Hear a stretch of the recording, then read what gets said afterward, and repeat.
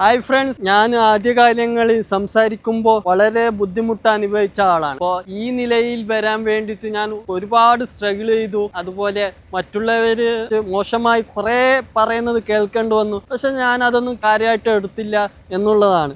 ആദ്യകാലങ്ങളിൽ സംസാരിക്കുമ്പോൾ എനിക്ക് നന്നായി വിക്ക് വരും, സ്റ്റക്കായി പോവും. മറ്റുള്ളവർക്ക് എന്തെന്ന് ഞാൻ പറയുന്നത് എന്തെന്ന് മനസ്സിലാക്കാനുള്ള അവസ്ഥയും വന്നിട്ടുണ്ട്. പലരും എന്നോട് ദേഷ്യത്തോടെ ഇരുന്നിട്ടുണ്ട്.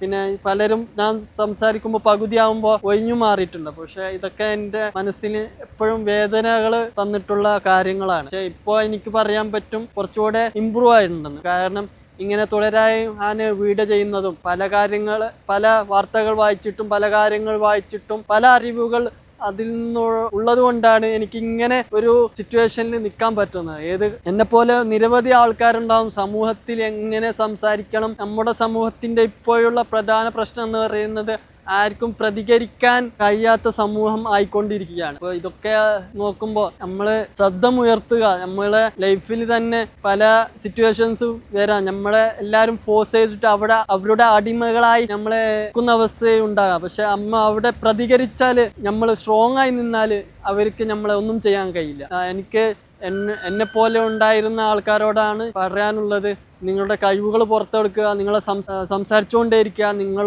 സംസാരിക്കാൻ കോൺഫിഡൻസ് ഇല്ലെങ്കിൽ നിങ്ങൾ മൊബൈലെടുത്ത് നിങ്ങൾ സ്വന്തമായി വീഡിയോ എടുത്തിട്ട് റെക്കോർഡ് ചെയ്തിട്ട് നിങ്ങൾ അങ്ങനെ പരിശ്രമിച്ച് ശീലിക്കുക. അല്ലെങ്കിൽ കണ്ണാടിയുടെ മുന്നിൽ നിന്നും സംസാരിച്ചിട്ട് നിങ്ങളുടെ തന്നെ ഇമ്പ്രൂവ് ചെയ്യുക.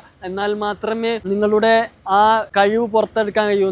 അതിലൂടെ മാത്രമേ നിങ്ങൾക്ക് മാറ്റം ഉണ്ടാകാൻ പറ്റുള്ളൂ. അപ്പോൾ ഇതൊക്കെയാണ് എനിക്ക് പറയാനുള്ളത്. അപ്പോൾ അടുത്ത വീഡിയോയുമായി ഞാൻ വീണ്ടും വരാം.